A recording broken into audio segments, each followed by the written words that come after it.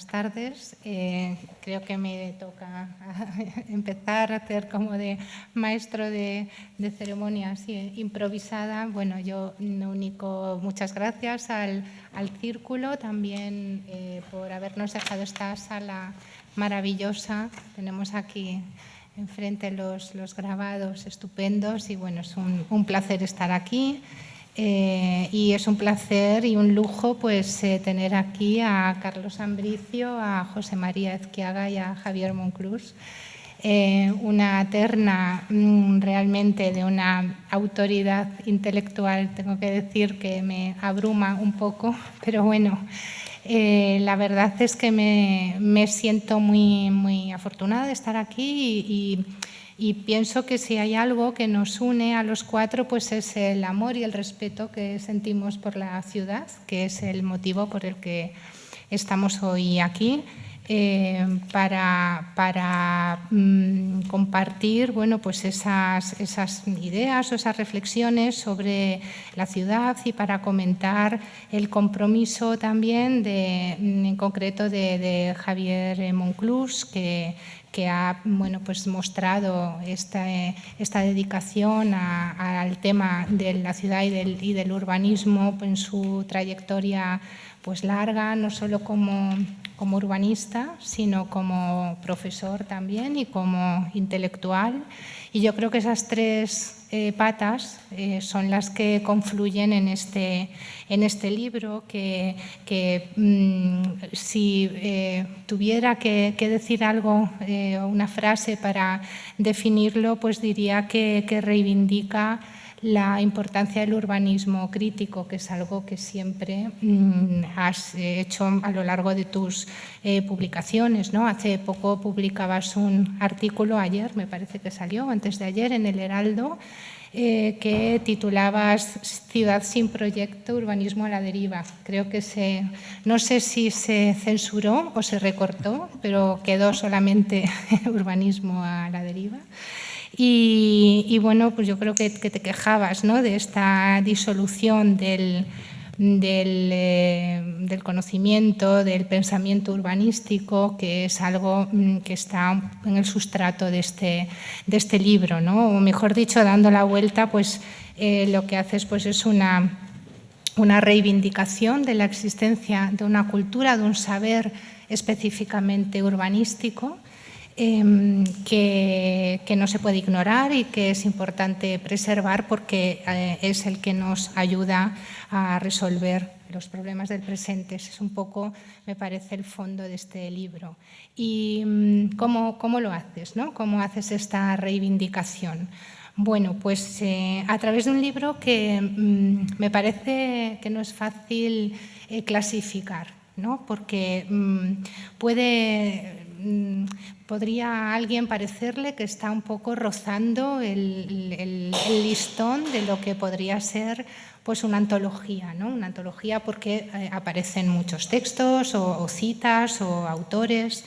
Sin embargo, creo que no es una antología, creo que está claro, ahora voy a explicar por qué. Creo que sí resuena en sus referencias, pues seguramente una de las antologías me parece más significativas y de más peso en el mundo del urbanismo, que es la de Roncayolo y Pacuó. Me parece que bueno, pues que esta idea, ¿no?, de reunir los textos, en ese caso eran 18 textos, ¿no?, y reunir ese pensamiento está ahí, pero ellos parten desde el primer cuarto del siglo XIX y abarcan como unos 100 años, o sea, desde Robert Owen prácticamente hasta Le Corbusier, y con un ensayo introductorio de mucho peso, muy importante, luego pues aparecen todos esos textos, ¿no? Esa es una antología, diríamos, de manual, ¿no?, clásica, ortodoxa. Por ir a un posible modelo más cercano, pues se me ocurre pensar en Paula Di Biagi, que con sus Classici dell'Urbanistica, que publica como 15 años después, se desplaza un poco, ¿no? Va como desde la mitad del siglo XIX, pues con Marcel Poet, con Sitte, con Guedes, con Howard, arranca de ahí y luego llega, también abarca unos 100 años, hasta aquellos urbanistas que han nacido como en los años 20 del siglo XX, pues Mumford, Gordon Cullen, Lynch, habla también de Benévolo, de Carlo, y termina con Christopher Alexander, que nace en los años 30, o sea que ese es su última persona de referencia, ¿no? Lo que hace Di Biagi es que da un paso más con respecto a Roncaiolo y Paco, y es que invita a urbanistas contemporáneos, pues a François Choët, Donatella Calabi, Guido Zucconi, ella misma, Bernardo Secchi, a comentar, digamos que desde una visión contemporánea, textos de 15 autores. Entonces ya es algo distinto, es la actualización, digamos, desde la contemporaneidad de esos autores. De manera que, bueno, pues que enriquece esta lectura, ¿no?, de la cultura urbanística, ¿no? Yo creo que a ti lo que te une con esos libros es la insistencia en escarbar, en buscar una cultura, el sustrato de una cultura urbanística que te gusta recuperar. Bueno, pues yo creo que lo que tú haces es dar todavía un paso más, ¿no? Un paso más o varios pasos más. En primer lugar, porque ya no aparecen en el libro esa selección de textos, ¿no?, de textos que presentan las ontologías, sino que es una selección de argumentos, es una selección de temas. Y eso me parece que es un paso muy importante, ¿no? Temas que tú has identificado y que, bueno, pues van desde la preocupación por los espacios públicos o la insistencia en la importancia que tiene la historia para poder entender, ¿no?, también la arquitectura y el urbanismo, pues no sé, los contenidos simbólicos, intangibles, o las perspectivas inclusivas, o el paisaje y la ecología, o los procesos de crecimiento de la ciudad, en fin, temas que han sido importantes en un periodo de tiempo que también es diferente a los anteriores, porque es un periodo más acotado, ya no son 100 años, como en estas otras antologías, sino que son 50 años. Y además el arranque es posterior, es decir, me parece que el urbanista mayor al que hace referencia es Sert,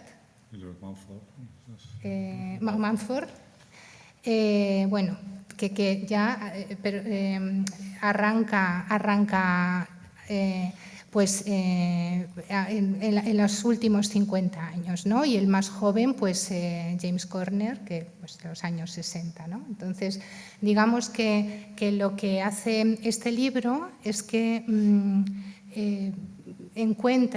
intenta buscar autores que se hayan ocupado de esos argumentos que previamente se han identificado.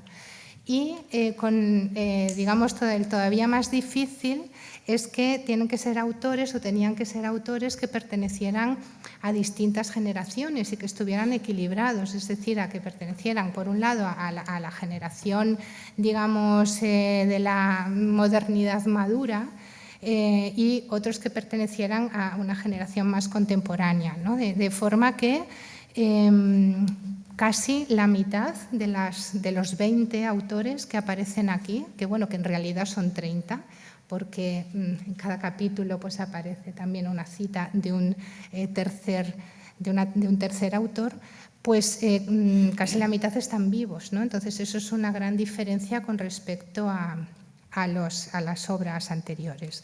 Entonces, bueno, el siguiente paso sería pues intentar montar ese puzzle, ¿no?, de piezas, de argumentos por un lado y de autores por otro, y de ver quiénes se han ocupado de esos temas, y intentar emparejarlos bueno, pues con una cierta tolerancia, ¿no? Con una cierta flexibilidad. Yo creo que lo importante no son tanto las parejas, sino el valor que adquieren los argumentos también cuando dos personas hablan, ¿no? de temas que son más o menos que se tocan, ¿no?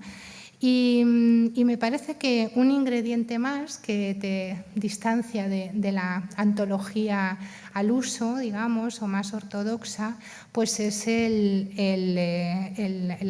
recurso de la conversación, ¿no? La conversación, que es un recurso, bueno, conocido, que funciona muy bien, que conocemos pues desde Platón, ¿no? Cicerón, no sé, Viollet-le-Duc, ¿no? Generalmente con interlocutores imaginarios o ideales que permiten afrontar una serie de temas. No sé, más cercano Rem Koolhaas, ¿no? Con los estudiantes de la High School of Architecture, pero es un recurso que funciona, ¿no? Y entonces el recurrir, me parece, a esas conversaciones fingidas pero con personajes reales, pues es un recurso que funciona bien cuando lo hace una persona pues con la solvencia que tiene Javier Monclús y que ha, bueno, demostrado, por supuesto, en las publicaciones que han precedido, pues el Atlas, el libro que salió como resultado editado de los congresos sobre cultura urbanística, del IPHS, bueno, tantos artículos, tantas escritos que permiten, digamos, o que hacen creíble, ¿no? Y este juego de las parejas, porque se hace pues con conocimiento y con intención, ¿no? Entonces, claro, ahí está el arte, ahí entra la habilidad de trenzar, ¿no? Por un lado, las citas, todas las citas que van apareciendo en el libro, con las explicaciones del autor, que son las que, bueno, pues introducen en un determinado contexto, la formación, digamos, el ámbito geográfico y cultural de los autores que se mencionan y que termina cada una de estas conversaciones pues con un epílogo, ¿no? Con un epílogo que explica, digamos, esos encuentros, ¿no? entre esas dos voces que en realidad están todo el rato entrelazadas con la voz propia del autor, ¿no? Por eso yo pienso que el título, estas conversaciones con urbanistas, que realmente si fueran conversaciones serían conversaciones entre urbanistas, ¿no? Pero no sé si ese con es intencionado o no, pero imagino que el con es porque tú estás también hablando con ellos, ¿no? Porque en el fondo es un retrato, es un autorretrato, ¿no? Esos autores son estos pues porque serán los que tendrás tú en tu biblioteca, los que has consultado, los que te han interesado y los que de los que has tirado para formar digamos, esta construcción también de diálogos, ¿no?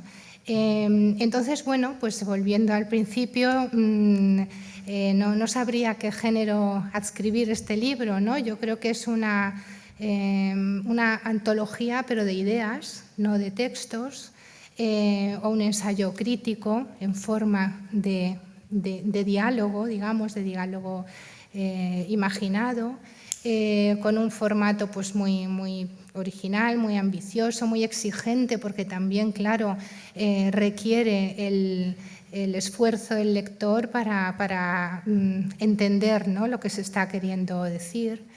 Pero me parece que es un planteamiento que evita los dogmatismos de adscribir ideas a únicos autores y que permite jugar con las ideas, que evita también el determinismo del zeitgeist, ¿no? Del tiempo determinado, sino que permite también, nos dice que las ideas fluyen y se transforman y se refuerzan o se modifican o emergen de nuevo. Y nos hablan de algo que yo creo que tú siempre insistes en tus escritos, que son las rupturas y las continuidades, ¿no? Me parece que siempre hablas de eso, de esa cultura que está construida precisamente a base de eso, ¿no? De rupturas y de continuidades. Y bueno, pues para terminar, realmente el título del libro es El qué hay de nuevo, ¿no? Empieza diciendo qué hay de nuevo y me parece también que enlaza directamente con esto que estoy diciendo, ¿no? Me parece como una crítica velada o una llamada de atención al afán de novedad y de hacer cosas nuevas y al bueno, pues decir que el pensamiento pues va evolucionando, que aparecen ideas nuevas, pero que también hay un saber urbanístico, una cultura urbanística de enorme riqueza, de enorme vigencia y que hay que saber utilizarla, ¿no? Entonces, bueno, el objetivo final, imagino que en estos días, en este mundo en el que cada vez leemos menos, en el que todo está fragmentado, en que hay sobreabundancia de imágenes y de superficialidad por todas partes, imagino que el objetivo es estimular al lector para que acuda a las obras de estos autores, ¿no? Y que pueda leer con gusto, ¿no? estas obras. También parece que resuena toda esta cultura italiana de los clásicos, ¿no? Tus clásicos son clásicos modernos, ¿no? Pero están los clásicos de Calvino, los clásicos de Nuccio Ordine ahí, me parece que también son autores que has seguido y que seguramente pues, de alguna manera resuenan ahí, ¿no? Y bueno, pues nada, simplemente decir que me parece que este mensaje, ¿no? del libro pues es un libro que va dirigido a los colegas, a los urbanistas, pero también me gusta mucho saber que muchos de estos argumentos y de estas cuestiones las has planteado en tus clases, ¿no? Y lo digo porque no es que este libro sea un resumen de esas clases, sino al revés, o sea, que es que precisamente el poder presentar y compartir con los estudiantes este trabajo tuyo, pues me parece también una señal de respeto por ellos, ¿no? Porque siempre me parece que has entendido la universidad pues no como un lugar donde se expide títulos, sino donde se recibe formación pues, de personas libres, cultas, capaces de razonar de manera crítica y autónoma, ¿no? Entonces, creo que este libro prueba pues, ese compromiso también con la enseñanza universitaria. Y nada, pues nada más. Enhorabuena. Muchas gracias. Me toca. Bueno, yo creo que, Carmen, que has planteado un tema que es más que interesante y es la idea de la antología. Esto es justo lo contrario de una antología. Este libro es un pretexto. Este libro es un pretexto para hacer pensar. Este libro es un pretexto donde encaras la complejidad de la contemporaneidad. Es un libro donde planteas cómo una misma palabra puede tener dos sentidos diferentes, como ocurre igualmente, por ejemplo, cuando se habla de la historia de la arquitectura. Y te centras básicamente en algo que me parece enormemente atractivo y que refleja, ahora lo comentaré, una formación, si no rara, sí por lo menos pintoresca, que es cuando hablas de los quiebros y hablas de las rupturas. En el fondo es Adorno. Estás hablando de cuánto ir a lo general a partir del detalle. Tú coges el detalle y, analizando el detalle, puedes comprender la totalidad. El libro está lleno de guiños y de claves que insinúas y que abandonas. Por ejemplo, cuando hablas de Sert y comentas qué significa los cambios que va a tener Sert, pues fíjate, desde el año 28 al año del plan del 33, posteriormente a su marcha, abandona Barcelona en el 34. Por cierto, cuéntaselo desde Barcelona. Sert abandona Barcelona en el 34 y al Catepec que le zurzan. Es decir, y no vuelve a tener ninguna relación y el pobre Torres Clavé se encuentra con el número 16 con las manos que no sabe qué hacer. Pero bueno, Cierro paréntesis. Cuando, por ejemplo, le pide a Mumford, como tú comentas, que le haga el prólogo del libro, Mumford se niega. Eso habría que sacarle punta. Tú lo comentas, dice que es que no están de acuerdo en la valoración de la ciudad y que son distintos criterios. Pero ¿cómo es posible que dos opiniones tan en punta como lo que hay en esos momentos tengan esas diferencias? Siga. No, si yo... ¿Soy demasiado? No, es que como va a mirar más para allá. Pues sí. Bien. Bien.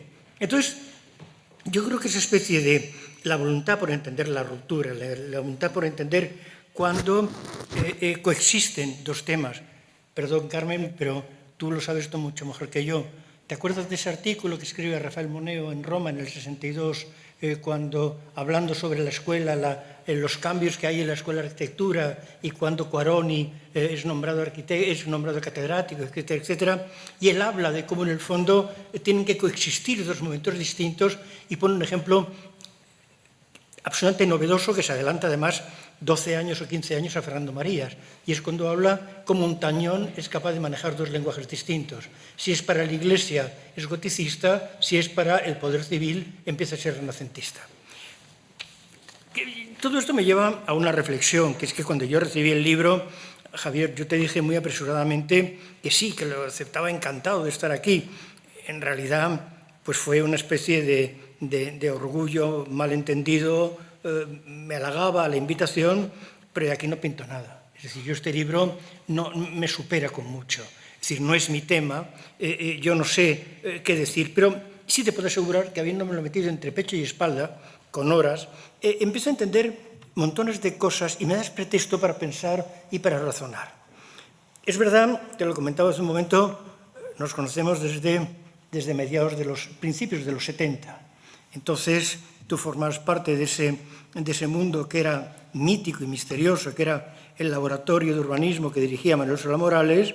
En ese laboratorio se iba a producir la escisión al Vallés y, por lo tanto, iba a entrar una mano de hierro o un hacha que iba a dividir aquello, mandando a ciertas personas a un sitio o a otro.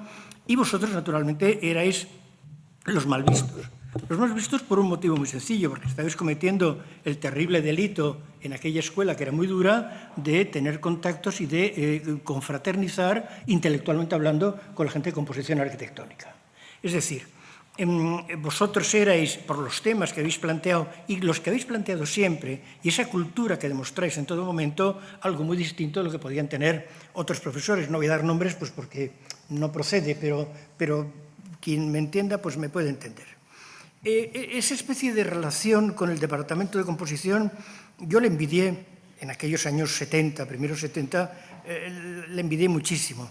¿Te acuerdas cuando quisimos hacer una revista que era Historia Urbana, que tuvimos varias reuniones en mi casa, año, lo mismo te digo, 73, 72?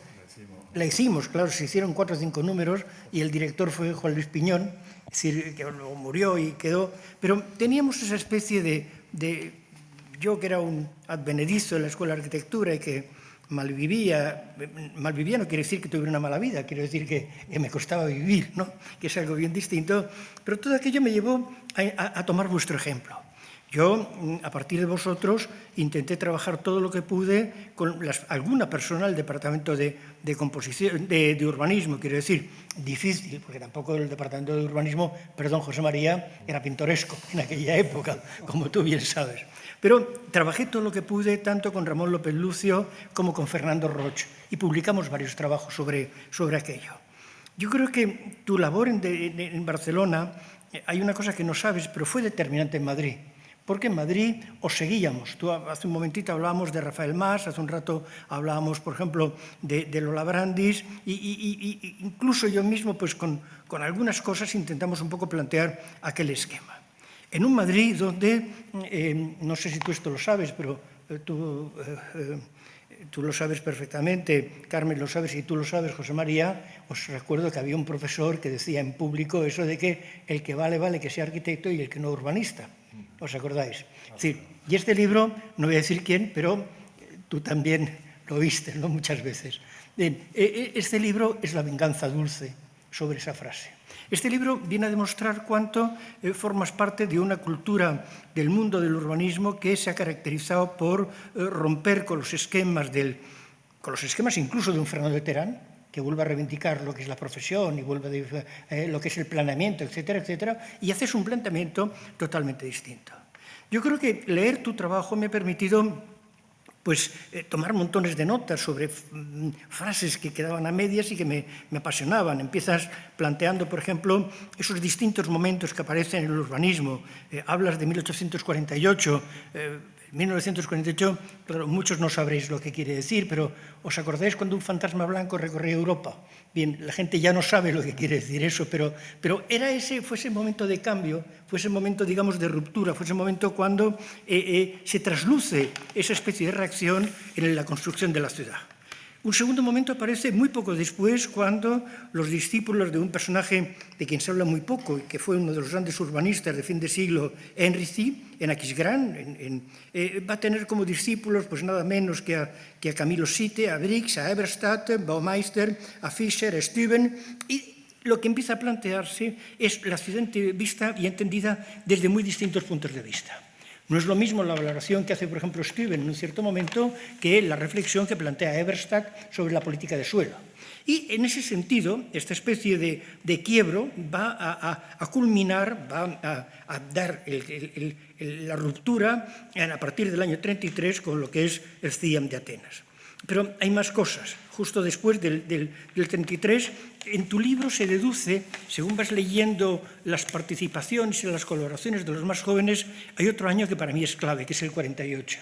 El 48 es cuando Quaroni, que es el nombre que gravita constantemente en tu libro, es curioso, tu libro, que es un libro anglosajón, sin embargo tiene esa especie de fantasma también que Manuel Solá Morales, Quaroni, el mismo Rafael Moneo, que va a llegar a través de Quaroni, los comentarios que escribe desde Italia en el 62, etcétera, etcétera, van a plantear qué es esa reacción frente a lo que está siendo el urbanismo triunfante de un José Luis Sert.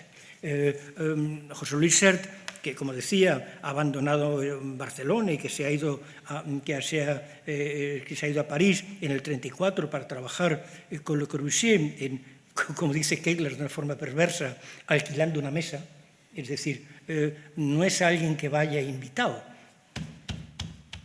Pero eso no quita, no desdice nada al entusiasmo de este hombre que tiene toda la vida por la arquitectura. Es decir, si algo caracteriza a José Luis Sert es cómo este millonario absoluto tiene una pasión en su vida, que es la arquitectura. Es decir, una cosa que le dignifique, que es de las cosas más bonitas que yo puedo conocer. Pero quiero decir cómo en este momento ese José Luis Sert, que ya digo que está en París porque está preparando junto con Le Corbusier uno de los congresos del CIAM, o sea, el quinto, ¿os acordáis? Cuando es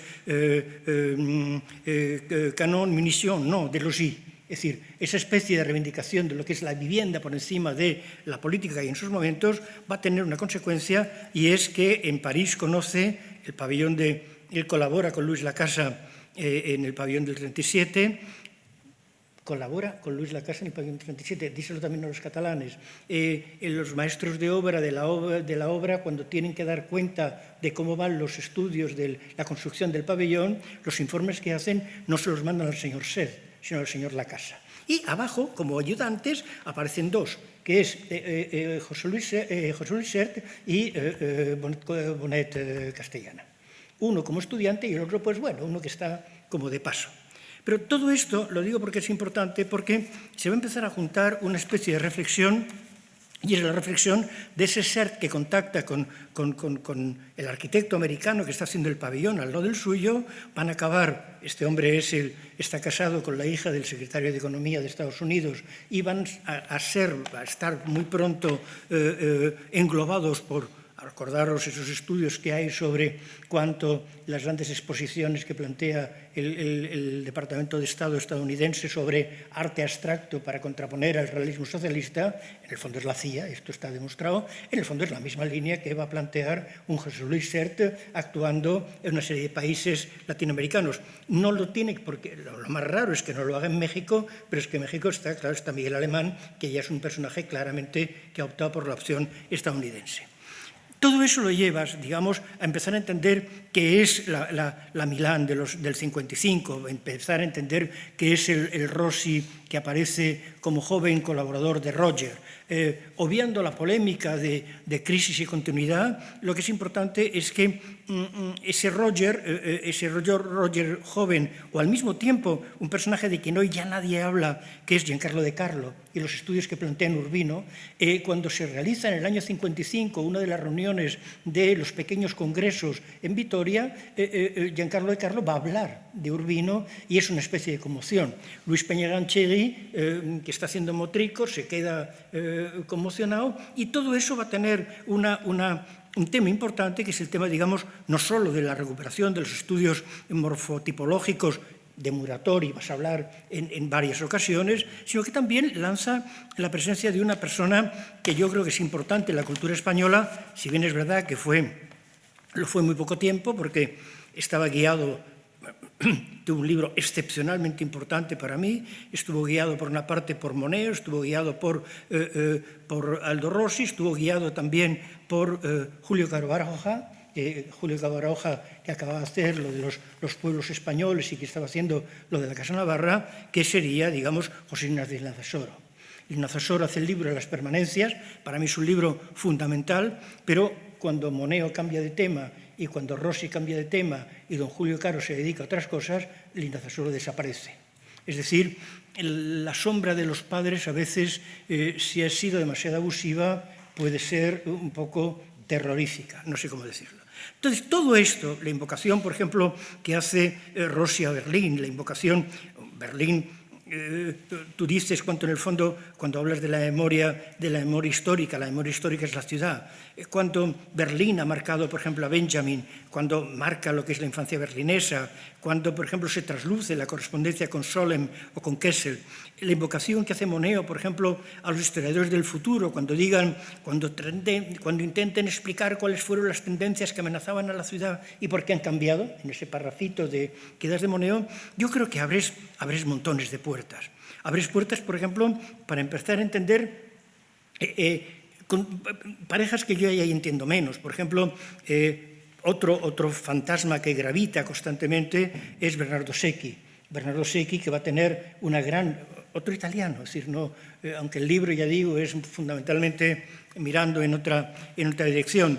Pero esa especie de relación lleva un poco comparar a Benévolo, por ejemplo, con don Fernando de Terán. A mí me parece, es verdad que los dos se dedican a la política, pero digamos desde dos puntos de vista distintos. Uno participa en la política y el otro hace la crítica a la política desde fuera. Don Fernando de Terán, para mantener distancias, fue fundamentalmente un notario de lo que estaba pasando. Pero hay montones de temas que podía haber contado. Y yo me encuentro con que en la lectura de tu texto me encantaría encontrar cosas. Yo, por ejemplo, he visto muchas veces, y me han contado de palabra protagonistas de la época, me han hablado de Luis Pérez Mínguez, pero yo no sé quién era Luis Pérez Mínguez, lo sé muy vagamente. Yo en Madrid, por ejemplo, nadie nos ha hablado de Soteras, nadie nos ha hablado, por ejemplo, de Valdrig, nadie nos ha hablado de Perpiñá, un Perpiñá que vivía entre las dos ciudades y que era capaz de hacer los grandes proyectos. Terán ha insinuado una cosa tan importante como es la política de López Rodó y cuál es la política, por ejemplo, del territorio que tuvo el plan de estabilización primero y después los planes de desarrollo. Es decir, Terán tenía que haber contado cosas. Y Terán se ha limitado a dar, en ese libro excepcional, que es el del año 78, que es realmente la joya de la producción de Terán. Yo siempre me hubiera gustado seguir arañando y obtener más cosas. ¿Por qué lo digo? Pues porque estaba López Rodó por una parte, que es el Opus, está por otra parte Ullastres, que es el INI, hablas de Ullastres en el INI, hablas por otra parte de que es Navarro Rubio, que es el gobernador del Banco de España y tal, y está Silva Muñoz, que es el ministro de Terán, que es un propagandista. Es decir, ¿cuál es la política de los propagandistas? ¿Cuál es la política urbanística? Urbanística. No estoy hablando del Opus, ¿cuál es? Y todo eso me lleva a entender otra frase que vuelves a comentar, el pacto entre Manuel Solá Morales, por supuesto, y Rivas Piera, cuando define lo que es el urbanismo para arquitectos. Yo me di cuenta de lo poco que sabemos de Ribaspiera, de lo poco que yo sé de Ribaspiera. Es decir, una persona que fue determinante durante mucho tiempo en la escuela y que de repente desaparece. Entonces, con todo esto, a mí el libro, debo decir, he entendido muy poco del libro, pero me ha apasionado, porque me ha obligado a pensar y a leer y a revisar y a discutir. Está claro que Bernardo Secchi no es Quaroni, pero digamos, cada uno de ellos jugó un papel distinto. Yo por eso lo que creo, mi enhorabuena, es porque has conseguido hacer un libro que puede entusiasmar a quien le interese el tema y quien realmente tenga ganas de cada frase medianamente confusa, que las hay a punta de palo, pero no confusa porque esté mal escrito, sino porque contiene tiene un contenido que yo no puedo llegar a él por ignorancia, no porque tenga ese un problema de libro. Pero te puedo asegurar que me he esforzado y que realmente ha sido uno de los placeres grandes que he tenido. Hacía el máximo elogio que te puedo hacer, os vais a reír, pero es la verdad. Yo hacía mucho tiempo que no terminaba un libro y este lo he terminado. Es bonito, yo creo. Siguiente. Como se suele decir en los tribunales de tesis, ¿no? Según se van consumiendo los turnos, van quedando menos cosas que decir, ¿no? En gran medida lo que significó para mí este libro está expresado en el prólogo, ¿no? Es un libro difícil y yo creo que todos hemos señalado que de alguna manera nos interpelaba, ¿no? Los que te conocemos en distintos momentos, ¿no? Yo no me remonto tan atrás, ¿no? Pero nos hemos conocido en otros momentos de tu propia biografía, ¿no? Como alumno, era de estos alumnos de Carlos que leía vuestros libros de historia, ¿no? Y que se compraban los manuales de Sutcliffe y en fin, fuisteis nuestra introducción en toda esa cultura, ¿no? Sí, adelante, Carlos. Tú esto no lo sabes, había un tráfico de los cuadernos amarillos. ¿Te acuerdas de los cuadernos amarillos? Claro. Ya nadie sabe lo que es eso. Pero, digamos, a lo mejor a mí me ha tocado que hemos tenido relación más estrecha en otros momentos vitales, ¿no? De compromiso con la ciudad de Zaragoza, con la Expo, formando una facultad nueva, ¿no? Es decir, que te he conocido no solo en la condición de historiador, ¿no? Sino también en la condición no solo ya de arquitecto, sino de hombre de acción, ¿no? de gestor comprometido, ¿no? Que se remanga y cuando es necesario bajar a la gestión de organizar una estructura tan difícil y desagradecida, ¿no? Como es montar una facultad, pues lo hiciste y ahí queda, ¿no? Por eso me preguntaba en el libro, casi desde el primer momento, y está reflejado en el prólogo, que es casi el itinerario, ¿no? Un prólogo que fue un dolor, o sea, era un honor que se transformó muy rápidamente en un dolor, porque no era fácil él realmente, y fue realmente, hice sufrir, no fue venganza, fue sufrimiento, trasladación del sufrimiento propio, porque retrasaba una y otra vez, ¿no? La entrega para la editorial, ¿no? del texto, porque nunca me parecía que había logrado encontrar o lograr el verdadero propósito y la verdadera intención del libro, que es muy compleja, igual que yo creo que a cierto momento de la vida lo que podemos aportar y recogemos en nuestras propias biografías es en sí mismo complejo, ¿no? Somos poliédricos como la editorial, ¿no? Y por tanto el libro tiene muchísimas lecturas y muchas sugerentes, y las que ha hecho Carlos son además muy en el espíritu del libro, porque el libro es un poco un río también, ¿no? Que a través de sus autores nos va llevando, ¿no? Por unos meandros, ¿no? De la misma manera que yo no me canso de escuchar a Carlos Ambricio, ¿no? Porque cada vez no es la sensación de aprender, es la sensación de dejarte llevar como por una corriente, no catastrófica, una corriente armónica que te va llevando, y efectivamente cuando desde una posición de historiador planteas si sabemos algo, en general no sabemos casi nada de nada, y en gran medida pues repetimos una y otra vez iconos culturales que se van consolidando y se van en la medida en que los repetimos, de la misma manera que la memoria, rememorar, nos hace ir seleccionando de nuestro pasado los episodios icónicos, ¿no? En gran medida por el mero hecho mismo de haberlos rememorado, ¿no? los libros de este tipo son reflejos unos de otros, ¿no? Desde el famoso de Choé, ¿no? Esta idea de hacer clasificaciones históricas, etcétera, pues tiene un interesante éxito académico, ¿no? Particularmente en el mundo anglosajón, ¿no? Donde publicar digamos, con impacto, pues significa haber sido capaz de producir una clasificación nueva, ¿no? Recuerdo Campos Venuti, ¿no?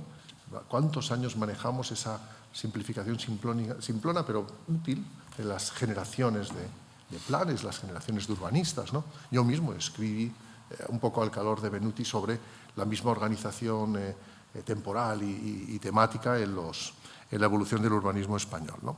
Pero la pregunta que yo me hacía era ¿qué tipo de libro es, ¿no? Daba la casualidad, porque menciono a Rafael Moneo y su ensayo Inquietud teórica y estrategia proyectual en la obra de 8 arquitectos contemporáneos, ¿no? Realmente es un punto tomado un poco por las hojas, ¿no? Porque daba la casualidad de que había estado manejando este libro hacía poco y de pronto encontraba paralelismos en qué medida, ¿no? Es interesante porque el libro de Rafael Moneo estaba escrito con libertad crítica y en un momento en que los autores reseñados no eran tan importantes, no eran tan famosos, ¿no? Ahora serían iconos y si hubiera sustituido esa crítica. Es más interesante la reflexión de Moneo emergente en ese instante, ¿no? sobre esos autores jóvenes, ¿no? Que la que pudiéramos hacer ahora contemporáneamente, geográfica, ¿no? Sobre las biografías. Por otra parte, Carlos, has puesto, y me permites, no puedo evitar hacer la referencia, porque lo que es sugerente, que no sabemos nada, cada vez sabremos menos, porque nuestros alumnos ya no saben nada de ninguno de estos. Los iconos son de consumo rápido, y la multiplicación de la información la banaliza, ¿no? Y dentro lejos de monumentaliza algunos episodios y algunas cuestiones, ¿no? Pero en términos generales los condena a diluirse en un océano, ¿no? de información, ¿no? En la cual nada destaca, ¿no? En ese punto no me extraña, ya los alumnos no saben quién fue Aldo Rossi, dentro de poco no sabrán quién fue Rencolas, ¿no? Finis Gloria Mundi, y en fin, y cuán efímero es todo en esta época, que justamente se caracteriza por ese punto, ¿no? Por eso me preguntaba, ¿qué sentido tiene retener, ¿no? A estos autores, ¿no? Y además, en la condición de autores, hay una cierta monumentalización, ¿no? de los personajes, ¿no? en el tema, ¿no? Y yo creo que está en un difícil equilibrio entre dos. Una es la de monumentalizar el pasado, ¿no? La otra es la idea de entender y sustentar la acción del presente sobre la base de la comprensión. Yo creo que ese es el leitmotiv que queda en el libro, pero que en realidad yo he adivinado en muchas conversaciones a lo largo de muchos años en los que tenemos, igualmente con Carmen, ¿no? Sí, hay que comprender el pasado, pero es porque necesitamos entender cómo afrontar problemas del presente. Pero esta traslación pasado-presente es muy peligrosa y difícil. Yo mismo señalo en el texto que la mitificación del pasado conduce muy fácilmente a lo que llamaba pensamiento mágico, ¿no? Es decir, a intentar extraer, ¿no? de la lectura o de las «ya lo dijo». Esas expresiones son generalmente muy tontas, ¿no? Porque no lo pudo decir en el contexto, pero no cabe duda de que a veces esas recuperaciones pueden ser clarificadoras para entendernos a nosotros mismos en el presente, ¿no? Ese es un poco el punto en el que quería insistir, ¿no? Creo que en definitiva el libro está atravesado, igual que la propia biografía de Javier, ¿no? Por ese intento tan ilustrado, por otra parte. Es la verdad no será libre, es un poco, si buscamos ya genealogías no bíblicas más remotas, ¿no? Pero en última instancia la idea de que la acción debiera sustentarse desde la comprensión, ¿no? Desde el entendimiento cabal de los problemas, y esta reflexión es muy moderna y al mismo tiempo ahora mismo muy heterodoxa, porque si algo se traduce en acción, lo estamos viendo ahora mismo según abrimos las noticias, ¿no? no es en la comprensión. Cada vez por fin se ha hecho evidente, ¿no? Ya pasaba, ¿no?, que realmente comprender los problemas no era la guía habitual de la acción, ni la política ni la intelectual en muchos casos, ¿no? Pero ahora ha alcanzado paroxismos de evidencia, ¿no? El tema de que la acción en gran medida se sustenta sobre referencias míticas, ¿no?, sobre a prioris, ¿no?, sobre en gran medida escenificación, ¿no?, histrionismo, escenificación, etcétera, ¿no? Por eso son tan exitosas estas dos profesoras que hablan del barroco, las hijas de Felipe, no sé si algunos las seguís, unos blogs interesantísimos, ¿no?, que, claro, encuentran en el barroco un filón inagotable de contemporaneidad, ¿no? De hecho, así lo titulan su blog, ¿no? Todo lo que te pasa a ti le ha pasado a alguien en el siglo XVI o XVII. Ese es el título del blog, ¿no? Vale la pena que lo veas porque es gracioso. Bueno, gracioso, es interesantísimo, ¿no? Pues son dos profesoras un poco woke, ¿no?, pero que sustentan sobre bibliografía objetiva y datos historiográficos y originales de época, sobre archivo, vamos, en una palabra, ¿no?, es decir, con cultura de archivo, profesoras o alumnas de Brown, ¿no?, sus reflexiones sobre el barroco, ¿no?, y sobre la escenografía y la complejidad discursiva como enmascaramiento y al mismo tiempo. Entonces, esto yo te lo he escuchado una y otra vez al hacer la interpretación del barroco y te recordaba justamente cuando escuchaba a estas jóvenes, ¿no?, hacer esa interpretación del discurso, ¿no? Bueno, también decir que el libro tiene sentido, y yo tenía un poco el privilegio de haber seguido un poco últimamente, digamos, vuestra obra conjunta, ¿no?, porque hay interpretaciones que salen en el libro que están en visiones urbanas, ¿no?, intentando organizar, ¿no?, el pasado también, ¿no?, también en algunos otros artículos menos conocidos, ¿no?, como este de urbanística en el ámbito urbanismo y urbanística latina en este manual de Rulich sobre manual de historia urbana, ¿no?, donde hacéis unas clasificaciones. Ahí dan respuesta al tema anglosajón que habéis mencionado ambos, ¿no?, del dominio anglosajón, ¿no? Es un dominio temporal, hacen una línea de vida, ¿no?, en el cual van colocando los autores fundamentalmente por épocas, etcétera, y claro, el 19, pues no habría muchos anglosajones que mencionar, ¿no?, sí que los hay muy notables, ¿no?, pero a lo mejor hubiera pillado, pues, con luz más propia Cerdá o una escuela muy distinta, ¿no?, pero el siglo XX evidentemente es en gran medida un siglo anglosajón, y si tenemos preocupación teórica y epistemológica como la que tiene al final Javier Monclús, pues entonces nos encontraríamos con un desierto latino, ¿no?, un poquito en Francia, poco, y muy poco relativo al urbanismo, ¿no?, sobre realmente qué significa el hecho mismo de planificar, qué es la planificación en relación con las políticas públicas, ¿no?, que cada vez más en el ámbito anglosajón se encaja en esa posición. El planeamiento no es cualquier cosa, es la expresión en términos físicos y sobre ciudad de las políticas públicas, ¿no? Es una línea de las políticas públicas, a fin de cuentas, cual educación, sanidad, tantos otros ámbitos, ¿no?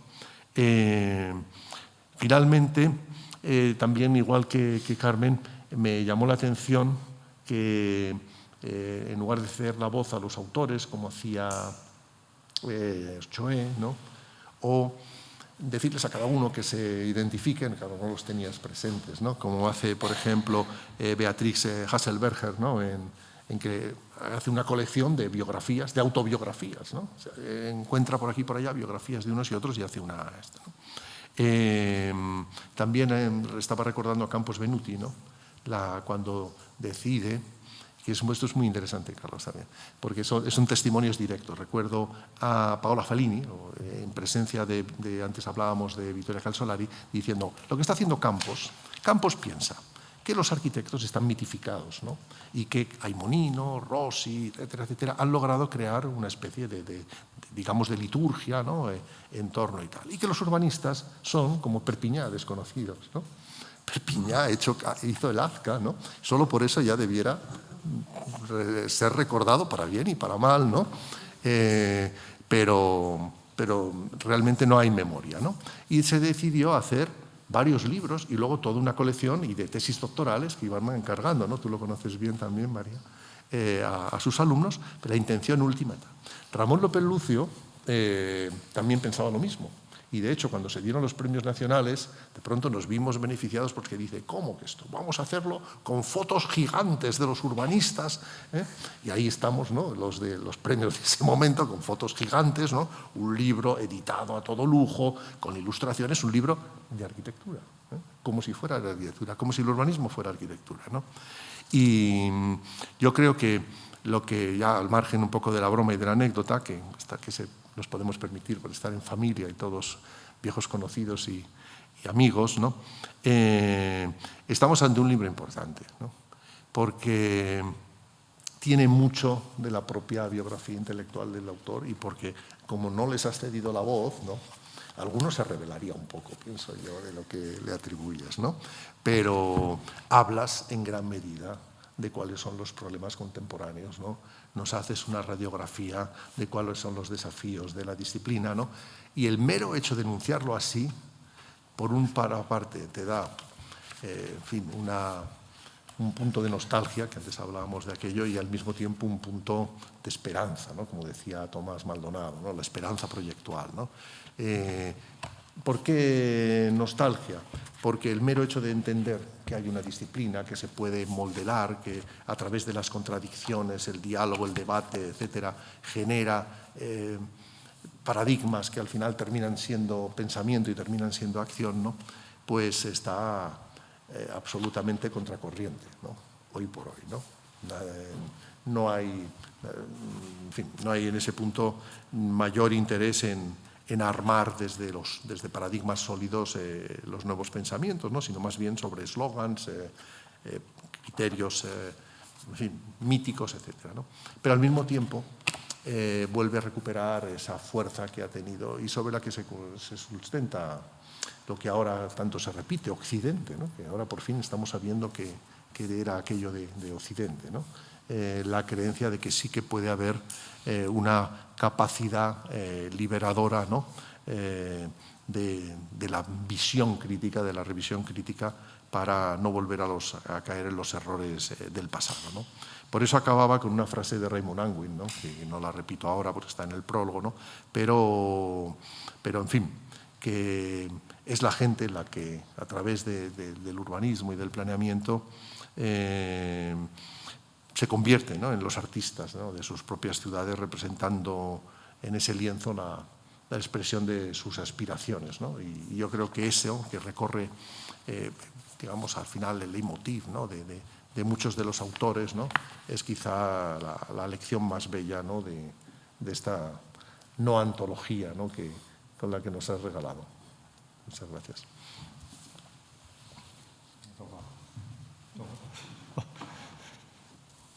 Bueno, pues oye, muchas gracias a los tres y la verdad es que no solamente es un honor y un placer, sino que estoy abrumado.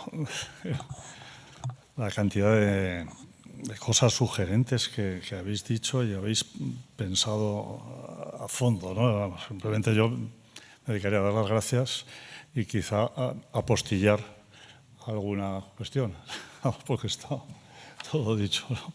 Entonces, primero las gracias y luego apostillar, ¿no? El agradecimiento, bueno, primero general, estar aquí en el Círculo de Bellas Artes está fantástico el sitio. Y uno por una, en primer lugar Carmen, con la que he compartido pues muchas cosas, he sido cómplice indispensable de toda esta aventura intelectual y de más cosas, ¿no? Y hemos trabajado, somos coautores, coeditores de publicaciones, llevamos proyectos de investigación, hemos estado en distintas ocasiones y esto pues ha enriquecido desde luego la perspectiva que adopta este libro. Carmen da en el clavo siempre. Y todo lo que has contado de la génesis y los pasos que yo he ido dando para construir este libro, yo creo que son muy claros. Ha sido, yo creo, crucial, como decía, es que José María, en alguna ocasión, no recuerdo cuándo, decías que Carmen es más urbanista que muchos urbanistas. Aquí se habla de urbanistas en sentido amplio, no solo gente que hace planes generales, parciales y demás, urbanistas, ¿no? En sentido amplio, que reflexionan sobre la ciudad, que tienen interés, atención sobre la ciudad. En ese sentido, pues es muy importante y, en fin, gracias por la reflexión, por mirar y por acompañarme en toda esta aventura, ¿no? Siguiendo con los agradecimientos, pues a Carlos, en fin, tengo que agradecer la generosidad ahora y siempre, ¿no? En fin, ha hecho una referencia a algunos episodios históricos, como historiador, ya histórico, de cuando éramos jóvenes. Los históricos, tenemos historia urbana y fundamos una revista y todo esto.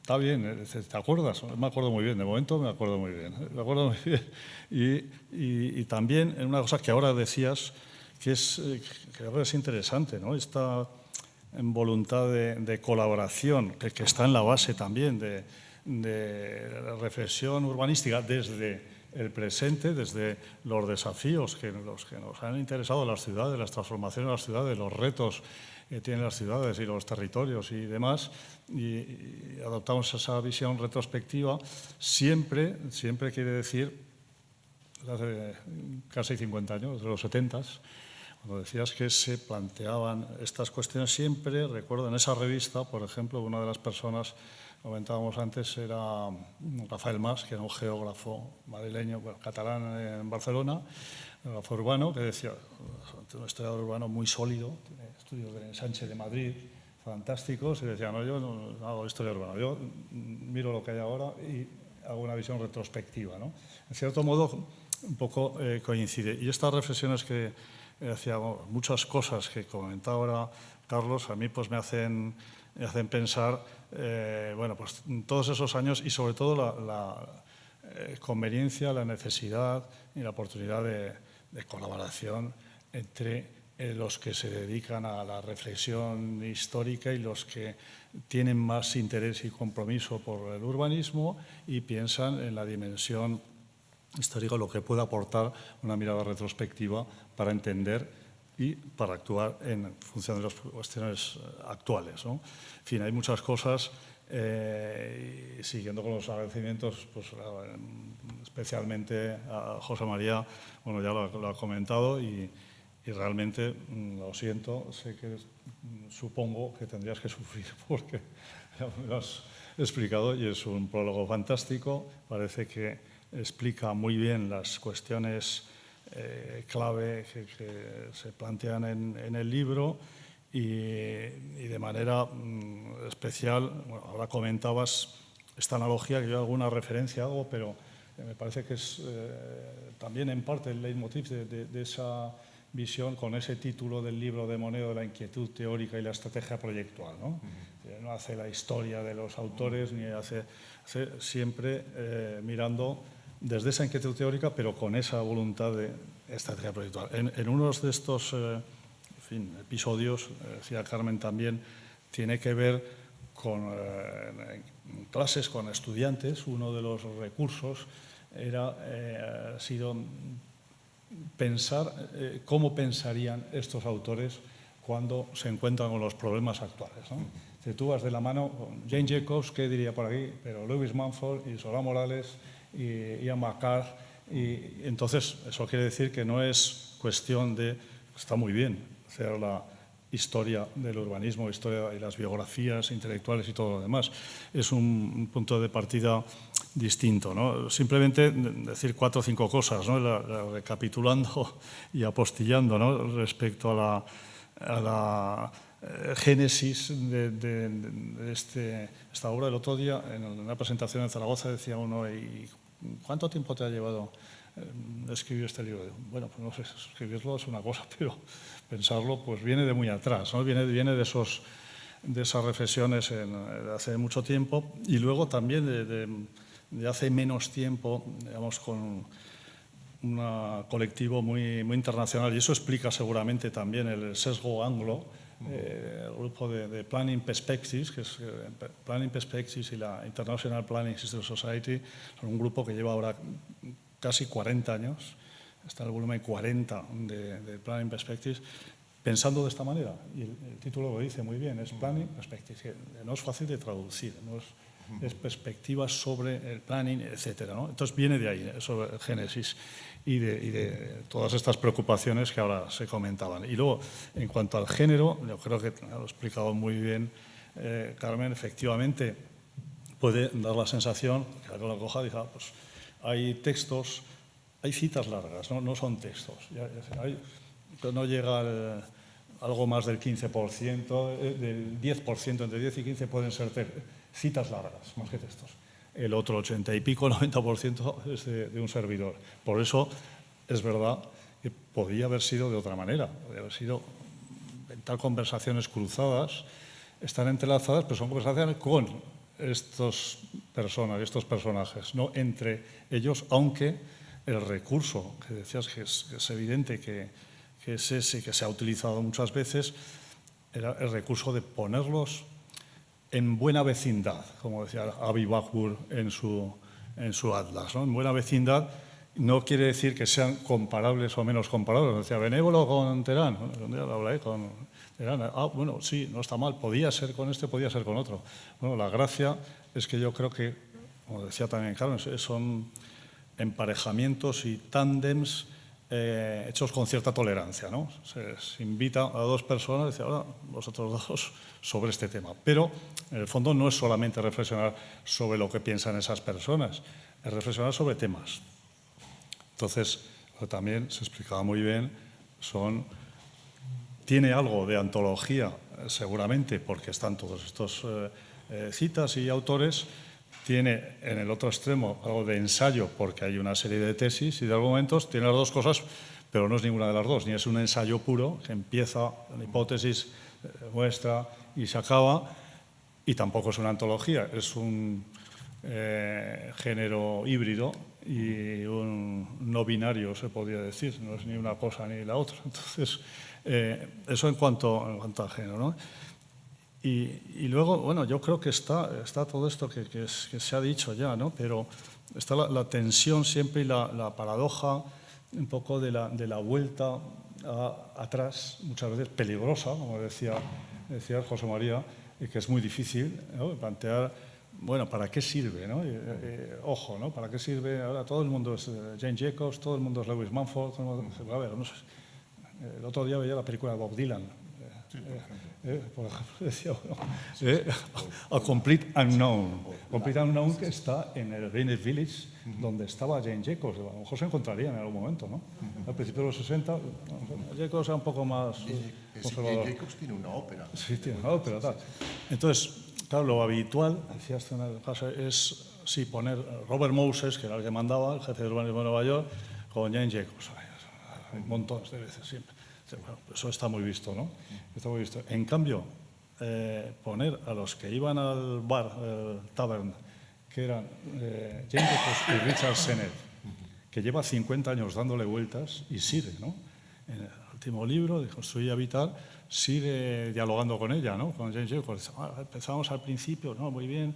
En realidad, esto que parece tan nuevo, que es la Open City, la ciudad abierta, él dice modestamente, esto es de Jane Jacobs, no es mío. Dice, ahora, yo discrepo. En fin, está todo este juego, estas tensiones que son muy difíciles y arriesgadas, ¿no? Y además que peligrosas, muy, muy arriesgadas, ¿no? Pero que me parecen, bueno, necesarias si se saben hacer. Yo intento hacerlo, pero yo creo que hay que hacerlas, ¿no? Porque si no, yo creo que el peligro fundamental es o bien una excesiva contextualización, y de ahí lo que decía Carmen, el zeitgeist, que no lo digo bien, pero es el espíritu del tiempo, el determinismo de pensar que, claro, eso eran los años, un contexto cultural, un contexto histórico, un contexto determinado, y dice, pues ahí estaba Manhart, ahí estaba la primera generación madura, y luego los que hacen la revisión de la modernidad, tenían un contexto, y claro, la visión, digamos, de historia pura viene muy bien para contextualizar, pero también tiene sus riesgos. Tiene el riesgo de fosilizar, que es lo que José María dices y decías ahora y en el prólogo, ¿no? Uno puede decir, sí, muy bien, pero eso estaba allí, y lo otro, pues en fin, Rasmussen estaba en Dinamarca, y el otro era la cultura italiana, y era ese momento, y Rossi era su momento, y ahí, eso está muy bien, pero bueno, ¿qué hay de nuevo y qué se aprende? Hay una cosa que me parece que explica Peter Hall, un personaje, yo creo, interesante. Yo, con algunas de estas personas, a lo mejor la mitad he podido conocerlos o hablar directamente. Entonces, la mitad han fallecido, algunos más. Pero decía, en el fondo, si consideramos que el urbanismo es un movimiento intelectual, digamos, de respuesta a los problemas de la ciudad moderna, contemporánea, de la producción industrial, etcétera, en el fondo, personaje, escrito, bueno, yo creo que uno de los pocos bestsellers de teoría urbanística de la Cities of Tomorrow, ¿no? La ciudad del mañana, dice historia intelectual del siglo XX. Y dice, en el fondo hay unas pocas ideas que se repiten y se reciclan en el siglo XX. Entonces, eso por un lado está muy bien, pero también es peligroso porque uno puede inventar la rueda y puede volver atrás. Y entonces hay esa paradoja, ¿no? Esa paradoja, yo creo que también la que aludías ahora de esos riesgos, pero que yo creo que está bien conocerla. No es porque solamente una crítica, ¿verdad? Decías, Carmen, el título, que sí, es que hay de nuevo, decir, bueno, cuando aparecen cada mes o cada semana, aparecen cantidad de publicaciones sobre las ciudades, cómo hay que hacer las ciudades, cómo hay que abordar. Dice, bueno, ¿y qué es lo que aportan de nuevo, ¿no? Cuando a veces, como decía Peter Hall, están reciclando cosas del pasado. Ahora, de repente, bueno, se compacta, ¿no? Bien, vamos a inventar, bueno, los 15 minutos. En fin, no está mal, ¿no? La ciudad de proximidad o la ciudad de los 15 minutos, o que está muy bien. Entonces, yo creo que es ver por qué está muy bien y por qué puede ser muy peligroso también. Y cuando hablamos del título, yo creo que son muy importantes los títulos en cualquier libro y en cualquier artículo. Yo le he dado muchas vueltas, ¿no? En otras versiones, que eran conversaciones urbanistas, pero sí, cultura urbanística contemporánea. El título completo podía ser, alguno decía, que hay de nuevo conversaciones y que hay de nuevo en la cultura urbanística contemporánea, ¿no? Pero también se podía haber llamado ¿qué hay de bueno? ¿Qué hay de bueno? Porque en el fondo no solamente una cuestión filológica, es ver que hay vigente y que hay cosas que son obsoletas, no solo recuperar por recuperar, ¿no? No sé, ahora a nadie se le ocurre reivindicar la Carta de Atenas demasiado, ¿no? La segregación de funciones. Bueno, pues a lo mejor hay cosas que bueno, no tocan ya, ¿no? Y claro, por ahí también, bueno, hay, en fin, podría contar muchas más cosas que al hilo de lo que estabais comentando, ¿no? De la génesis del género, de los temas. Los temas, pues claro, hay unos cuantos, hay 10, podrían ser muchos más. Lo que yo creo que es, bueno, los que hay me parece que son relevantes, lo cual por supuesto no quiere decir que no haya muchos otros, ¿no? Entonces, bueno, hay este recurso de los emparejamientos, cada uno se organiza de distinta manera, ¿no? En el caso de que hablabas bastante, Carlos, de SER, ¿no? También, no sé, yo creo que está bien imaginarse qué pasaría ahora si los dos, José Luis Sert y Manuel de Sola Morales, resucitaran y vinieran por aquí, estuvieran hablando un rato,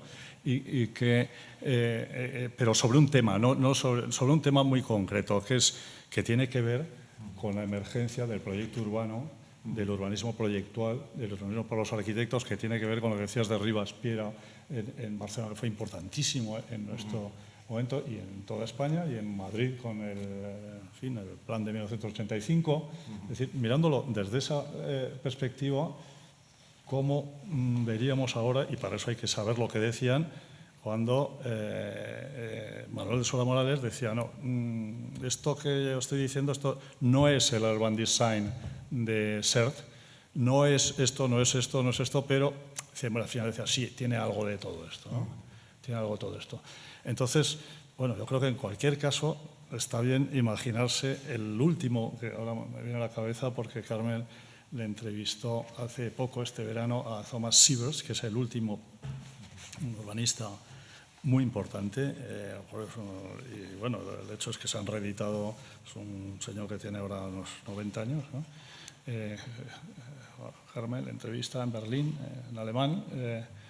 Bueno, una entrevista fantástica, está en el último número de nuestra revista ZAR, si alguien quiere verlo, y le comenta, hay un colega español que está haciendo parejas, está emparejando autores. Dice, ¿qué tal? ¿Qué le parece? Si le pone, parece que le pone a usted con Christopher Alexander. Digo, claro, podría haber pasado que dijera, yo no me interesa para nada.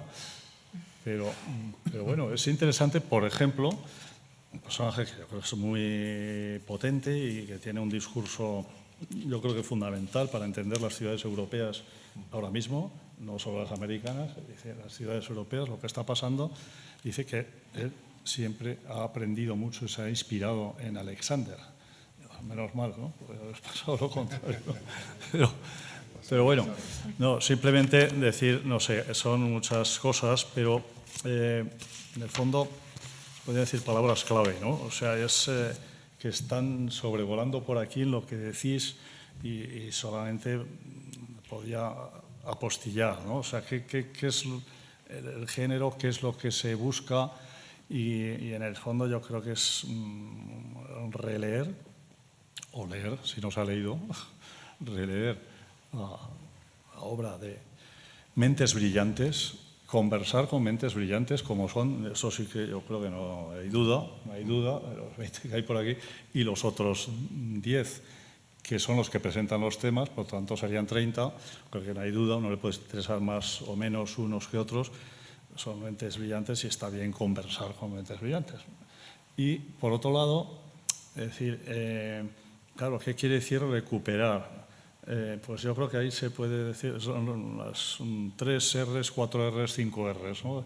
Releer, recuperar, revitalizar, ¿no? Revitalizar, reciclar, ¿no? O sea, reciclar, pero con intención y en el fondo revitalizar, no resucitar y recuperar por las buenas, digamos, revitalizar el pensamiento urbanístico porque, y ahí yo creo que lo explica muy bien Bernardo Secchi, con todas las contradicciones, no es una ciencia, no es tan elegante como una ciencia, dice el saber urbanístico, el saber urbano, no es tan elegante una ciencia, pero es un saber acumulado muy importante que no se puede ignorar, si queremos hacer algo y entender algo, ¿no? Y yo creo que eso, bueno, va, en fin, en orden de distintas maneras, creo que los tres estaréis comentando ese tipo de aproximación que es compleja, pero yo creo que es eficaz y que puede ser interesante para muchos, no solo para los estudiantes, sino para otros, digamos, que tienen responsabilidades y que no estaría mal que se dieran cuenta de que hay un sustrato cultural importante para pensar las ciudades, ¿no? Esto, bueno, no sé, se podía apostillar bastantes más cosas, pero tú me parece que querías decir algo y no te he dejado. No, cuando has comentado, por ejemplo, hacer hablar, por ejemplo, decías a SERT con Manuel Sola Morales, mi pregunta es, ¿a qué SERT? Porque cambió mucho. El SERT del Urban Design de Harvard, Sí, cuando fue. ¿Y por qué no el SERT del 33? Era otra cosa. ¿Me entiendes? Y a su vez, el SERT cuando va a Harvard va a ir cambiando paulatinamente, como tú cuentas.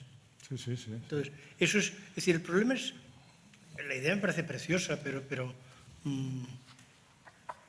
también es tramposa, porque ha escogido momentos que podían moverse en el tiempo y encontrarnos con que el diálogo fuera otro, o fuera violento. Claro, pero mira, muy interesante, pero lo digo, ¿no? Digo, son dos generaciones, que es complicado, generaciones, los que nacen a principios del siglo XX y los que nacen a partir de los años 30 y los que tienen la obra más potente publicada en los años 50-60, es decir, Serd, pero tanto desde el punto de vista, no sé si estaréis de acuerdo, yo creo, de la arquitectura, como de su pensamiento, más lo del Can Our City Survive, me parece más interesante cuando prácticamente se considera fundador del urban design de Estados Unidos, que quiere decir en el mundo, ¿no? Entonces, eso es en los años 50-60, ¿no? No antes. Antes, pues bueno, has dicho, ¿no? Dice Lewis Mumford que esto no, que no lo hace el prólogo, o sea, nada menos, ¿no? Dice, vaya a otro sitio, yo no hago el prólogo en los años que están ya después de la guerra, cuando ya al fin está pensando y encima quiere que Mumford le haga un prólogo, pues no. En cambio, en los años 50 y 60, pues es mucho más innovador cuando ya está metido en Harvard y cuando luego Manuel de Sola Morales acaba la carrera, va por allí, igual que va a Roma con Quaroni, pues va a Harvard, entonces me parece que es lo interesante y cuando al cabo de los años reniega un poco, dice, no, esto es una cosa de los americanos y tal, ahí me parece que es interesante. Pero ¿no te sobra la contradicción de ir con Quaroni y de ir con Sert en muy poco tiempo? Muy poco tiempo. Son antagónicos. Claro. Entonces, ¿qué pasa? ¿Que no entiende nada? ¿O que es astuto y quiere poseer los dos conocimientos? Hombre, era joven. No, ser joven es un defecto que se supera con la edad. Eso no es una respuesta.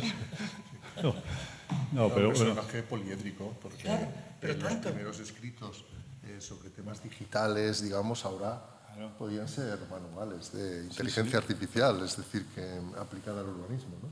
Y durante mucho tiempo estuvieron eclipsados, ocultados, secuestrados. Ocultados, sí. En muy poco tiempo. Por eso yo creo que está bien como darle vueltas y tú, Carmen, decías también algo intergeneracional.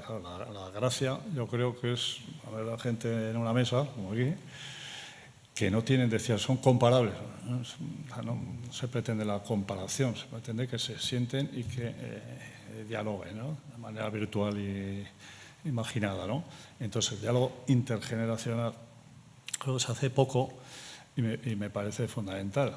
A veces hay gente especialista, de Tintin, ¿no? Hay gente buenísima que sabe todo del Tintin, o de los Siam, o de lo nuevo moderno, o de lo último.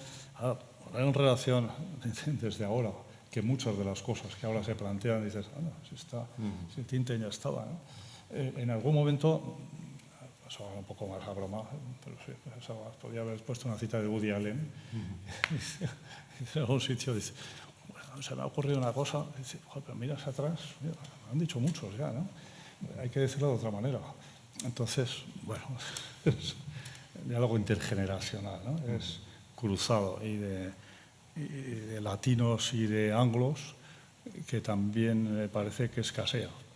Hay mucha, también por una cuestión idiomática, también, la hora idiomática. Nosotros cuando estábamos en Barcelona, todos, en fin, éramos italiano, y el matrimonio italiano, y era todo italiano, y español, italiano, y francés y tal, ¿no? Claro, el mundo anglosajón llevaba su marcha, ¿no? Entonces, tener esa... A ti te sorprendía, pero yo creo que claro que hay que hacer un equilibrio. Si tienes que seleccionar, no me parece muy desequilibrado seleccionar dos personajes españoles, que son Fernando Terán y Manuel de Sola Morales, frente al... No sé, es discutible, claro. La primera vez que están los dos en un libro, o sea, que eso ya, solo eso, es disruptivo. La otra cosa es que Carlos tiene razón en el sentido de que muchos, no solo Ser, ¿no? que al tener una obra y se le puede seguir su... Muchos de ellos también tienen un itinerario intelectual que no es lineal, ¿no? Por ejemplo, la propia Jane Jacobs, que se va a... Ay, perdón. Sí. Se va a Canadá, ¿no? a vivir muy desilusionada y que su último libro, si no me equivoco, me corregís, mira María que se lo sabe todo, el Dark Times Ahead, ¿no? Es como el opuesto digamos, al primero, ¿no? de las ciudades, ¿no? Entonces, muchos de ellos tienen itinerarios también con meandros a lo largo de su vida complicados. En el fondo siempre estamos reteniendo ese momento mágico de cada personaje, ¿no? Que en algunos casos es el primero, ¿no? Y en otros casos, pues no siempre es un momento, puede ser más crepuscular, ¿no? Pero todos ellos tienen un instante, y eso es lo que tú estabas señalando, que el propio Manuel Solá pues tiene a lo largo de su vida muchos enfoques, ¿no? Como cuando apuesta por el proyecto urbano, etcétera, etcétera, ¿no? Yo recuerdo haber hecho una cierta biografía intelectual de Manuel Solá, haciendo hincapié sobre todo en la parte teórica, la parte digamos, de esa especie de hermenéutica de la forma urbana, ¿no? Sí. A través del sistema, de las formas de crecimiento urbano, en una palabra, ¿no? Que lo que tiene más proyección pedagógica, es una teoría sencilla, pero muy útil, ¿no? Y era en el momento en que estaba planteando el tema del proyecto urbano. Mira, pero me parece que este otro artículo es mucho más interesante que lo de las formas de crecimiento urbano, etcétera. Pero luego, las formas de crecimiento urbano no se editaban, pero al final de su vida las volvió a reeditar. Eso es la política de reedición de los autores, es en sí misma, claro, supongo que tú ya la tienes dominada, pero es interesantísima. Pero es interesantísima, solamente una cosa que me parece en este sentido, ¿no? La reedición constante, ¿no? Que se hace. Jane Jacobs, me pone un poco nervioso que desaparece del título. El título original es Death and Life of American Cities, Defeat of Town Planning. Primero ciudades americanas y luego el fracaso de Town Planning. Sí. En ninguna de las ediciones españolas desaparece las ciudades americanas, desaparece el fracaso de bueno, y a veces pues se suelta así. Entonces es el extremo de descontextualización, ¿no?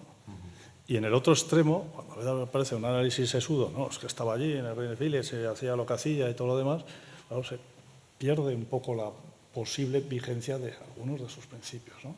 Entonces, claro, ese equilibrio, claro, no es nada fácil, ¿no? Pero pasa eso, ¿no? La reedición constante muchas veces, no sé, he visto Rodowsky, no sé, muchos que sin una introducción, sin una reflexión. Por lo que dice José María, yo te contaría una cosa que me pasó hace muchos años y también era en los 70, cuando hicimos unos cursos en el Escorial y de estas cosas. Y yo pues me llevaba muy bien con Tafuri, le hablé con él y tal, y le propuse que diera una conferencia sobre la mina roja. Y se enfadó muchísimo conmigo porque me dijo que en esos momentos lo que le interesaba era Giulio Romano. Y yo le dije, no, Giulio Romano es que en España no encaja y tal. Bueno, pues un cabreo gigantesco. Entonces, hay momentos, y luego Tafuri, que es muy complicado, que tiene por lo menos 2 o 3 fases, va a renunciar a algunas de ellas y se avergüenza de ellas. Es decir, no le hablaras tú de Weimar, no le hablaras de... Entonces, yo creo que el mérito que tiene tu libro es encontrar los puntos en los cuales 2 personas pueden discutir entre ellas. Otro planteamiento hubiese sido poner a un personaje y enfrente al espejo. Y que el espejo fuese poniendo fotografías de distintas edades. Es muy cruel. Claro. ¿Pero me entiendes lo que quiero decir? Sí. Bueno, yo creo que nos ha encantado. Tú eres cruel. Por sí. Yo soy cruel. Sí. Bueno, yo creo que nos ha encantado. No, muy bien. Pues. No sé. Sí, el público, estamos en familia. Intervenir. Sí. Bueno, pues nos acá. Tú que has comenzado, si quieres, Cierras. los cerraderos. No sé si alguien quiere comentar algo o rematar o... Bueno, pues nada, muchas gracias. Ha sido un privilegio estar aquí. Ha sido un privilegio estar aquí de espectadores de esta interesantísima conversación y yo personalmente creo que voy a empezar a leer el libro ya porque de todo lo que habéis dicho me ha surgido una curiosidad absoluta y bueno, que felicitar al autor, por supuesto, porque siempre sacar un libro adelante, bueno, creo que va a ser muy interesante porque los temas en torno a los que gravita realmente son candentes y con la mirada pasado llegar al presente parece fantástico. Enhorabuena. Muy bien, pues nada, muchas gracias, Rosa. Pues un placer, ¿no? Un placer estar aquí y si os parece podemos seguir conversando ahora a la salida, ¿no? ¿Os parece? Muchas gracias. Muy bien.